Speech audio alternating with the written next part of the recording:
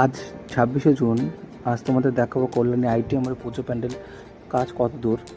আমাদের বাড়ি থেকে প্রায় 2-3 মিনিট লাগে যেতে যেতে যেতে তোমাকে দেখাবো।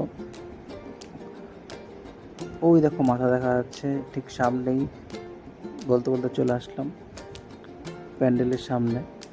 প্যান্ডেলের কাজ কত দূর তোমরা দেখতে পাবে। এই দেখো প্যান্ডেল দেখা যাচ্ছে, বেশ বড়।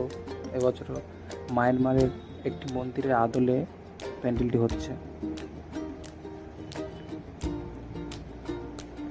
তোমরা যারা বাইরে থেকে আসবে, কল্যাণী ঘোষপাড়া স্টেশন নেমে এখান থেকে 2-3 মিনিট হাঁটা পথ পড়বে।